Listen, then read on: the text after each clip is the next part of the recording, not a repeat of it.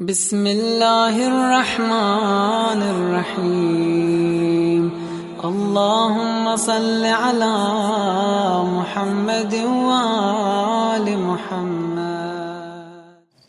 بسم الله الرحمن الرحيم.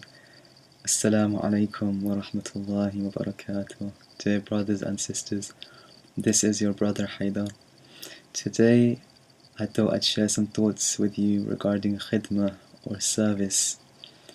Now, when it comes to the Ahlulbayt alayhim salam, the Holy Prophet Muhammad sallallahu alayhi wa sallam, and the purified guides from his family, peace be upon all of them, there is a lot of love amongst Muslims and generally amongst the vast majority of people who know who these people are. There is immense love towards these individuals, the Ahlulbayt alayhim salam. And out of this love we often call ourselves the servants of the Ahlulbayt alayhim salam, in whatever language we may be speaking. However, even though this is something wonderful, and this is not intended to be a slur against anyone at all. This is calling oneself the servant of the Ahlul Bayt alayhim salam is a manifestation of love towards the Ahlul Bayt alayhim salam, which is a wonderful thing. So the only thing that this is meant to be is a reflection, a deeper reflection, because in Islam everything has a deeper meaning. It's very, very sad if we only take the outer aspects of Islam. It's very sad because we deprive ourselves of so much more and we limit our potential greatly. So the concept of service or khidmah is a very interesting concept, and we'd like to just share a few thoughts about this, inshallah.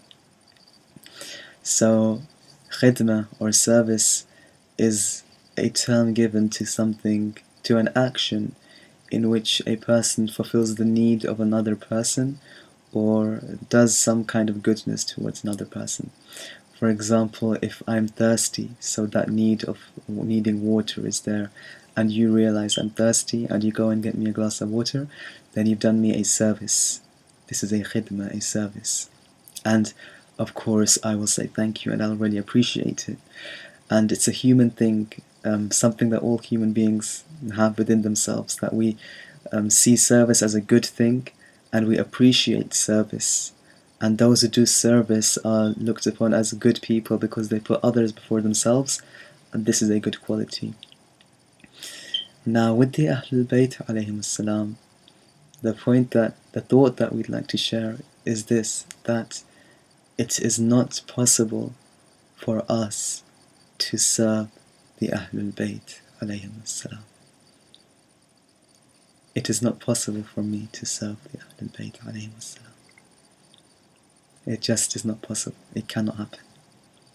I may want to, I may love to, I may yearn to, I may wish that with all my heart.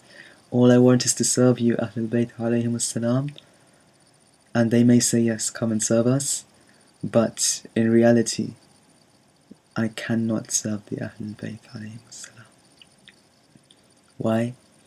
Because the Ahlul Bayt alayhim salam have, number one, have no need whatsoever in which they are dependent on someone like me. They don't need me for anything physical, and they don't need me for anything spiritual. You see, a teacher who knows how to read the Quran, he does a service to the student by teaching him how to read the Quran. And the student who cannot read the Quran, he cannot serve that teacher in terms of reading the Quran. But yes, maybe he can serve the teacher in another aspect in which the teacher is lacking.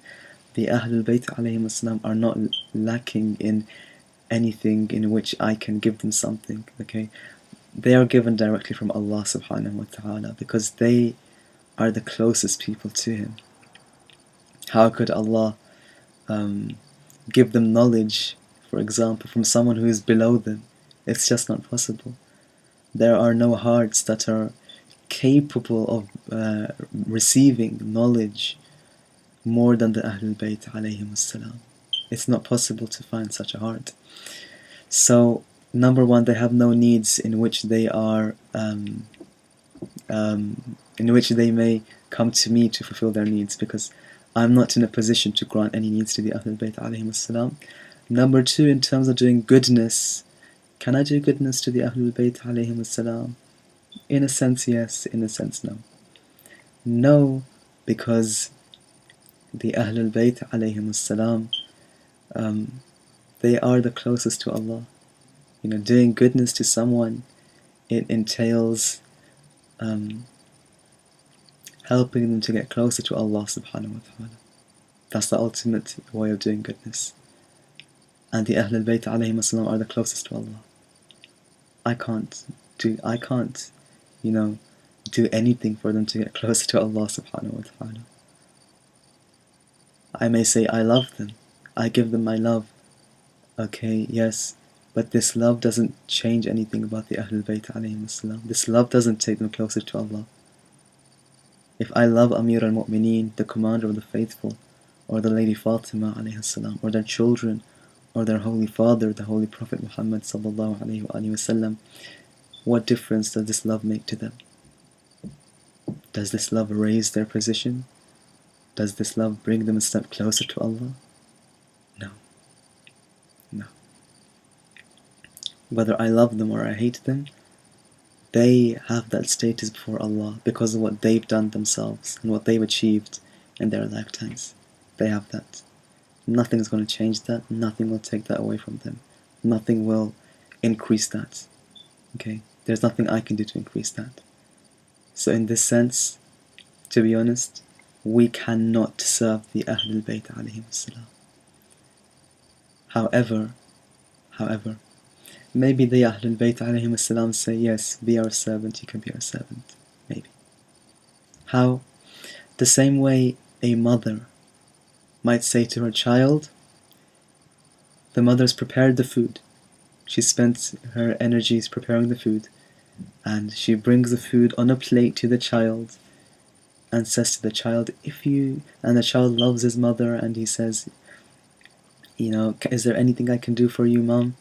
And she says, yes, eat this food.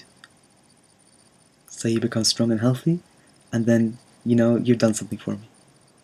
In this sense, we can serve the Ahlul Bayt alayhim salam. In reality, the only way we can, supposedly serve, in quotation marks, the Ahlul Bayt alayhim salam, is by becoming good ourselves, is by being pious. Why? Because the Ahlul Bayt alayhim salam are our parents. They are our parents. And a parent always wants good for their children. And because they care for us and they love us, if we are good, it will bring joy to their hearts because they love us so much. And when it's amazing. So in reality, by serving the Ahlul Bayt, we're actually serving ourselves. We're just serving ourselves. The only way we can serve the Ahlul Bayt is by serving ourselves. The only way we can do good to the Ahlul Bayt is by doing good to ourselves. That's the only way, and that's all they want. You see, this whole issue about leadership, it was all for us. It was all for us. They have that position in front of Allah. When a person has that position in front of Allah, it makes no difference if one person listens to them, if 1 billion people listen to them, if 1 trillion people listen to them, or no one listens. It makes no difference because you have that in front of Allah. When you recognize Allah, the creation of Allah is insignificant. Okay? This whole issue of leadership and being deprived from leadership, this is our loss. We lost out. We lost out. And the Ahlul Bayt, they wanted the leadership. Why? Because they wanted us to be guided. It was all for us. Everything was for us. From day one, it's all been for us. So everything we want is for us.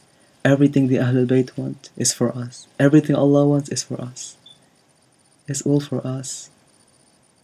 So these are just a few thoughts, inshallah. The final thing that I'd like to say is that All the prophets, if you look at the Quran, all the prophets who are mentioned, they always said to their peoples, we don't ask you for any reward.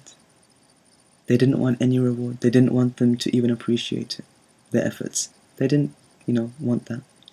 In their heart of hearts, they didn't want anything from their people. All they wanted was for their people to be successful. All they wanted was for their people to be prosperous and be in goodness. That's all they wanted. So they said, we don't ask you for any reward. Everything we're doing, you're swearing at us, you're mocking us, you're hurting us, you're torturing us, you're killing us, you're exiling us, you're doing everything you can to cause pain to us. It's okay. We don't want anything. We don't mind that. We don't mind that. We'll keep going. We just want good for you. We don't ask you for any reward. Our reward is on Allah, the Lord of the worlds. This is the line that's continuously repeated when it comes to the prophets. Now, with the greatest prophet and the greatest creation, is it possible that the other prophets are more selfless than him? Of course not. Because selflessness is a good trait, it's a good quality. Therefore, the Holy Prophet Muhammad ﷺ has this quality more than any other creation. Yet in the Quran, he is the only prophet who asks his people, his ummah, us, for a reward. Say, I do not ask you for any reward except the love of my close relatives, the love of my Ahlulbayt alayhim salam. Another verse explains what this means. Say, I have not asked you for any reward except that one who wishes may take the path to his Lord. And another verse states, any reward I've asked you, it is for you. It's for you. So there you go. This love that the Prophet asked us, it wasn't for him. It was for us. Everything he did was for us, so we could be prosperous. And that does make a difference to the Prophet. Do you know why it makes a difference? Because he cares about us. And the same way a mother who loves her child, it makes a difference if her child is hurt. It makes a difference if her child burns her hand, not because it's going to change anything to her, but because she has care for that child, that she loves that child. The same way, if we are good, it makes a difference to the Ahlulbayt, because they are our parents. They love us more than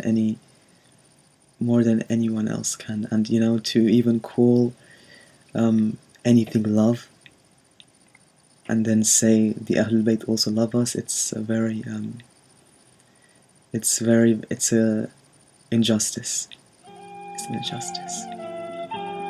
To say that Allah loves us and, our parents also love us, it's an injustice. You either call one love and call the other something else. You don't call both of them love, because they cannot be compared. They can't be compared. So, the Ahlulbayt alayhim salam, they are the ones who served us. They have done us the ultimate service. And the only thing we can do in return is accept that service and be good children to the Ahlulbayt alayhim salam, to be good Muslims and to prosper in this life and the next. And may Allah subhanahu wa ta'ala send his blessings on Prophet Muhammad sallallahu alayhi wa sallam and upon his Ahlulbayt alayhim salam. May Allah make us from those who they are pleased with, and from those who bring peace to their hearts and smiles to their faces. And may Allah grant us a position of nearness to him and to them in this world and the next. Assalamu alaikum wa rahmatullahi wa barakatuh.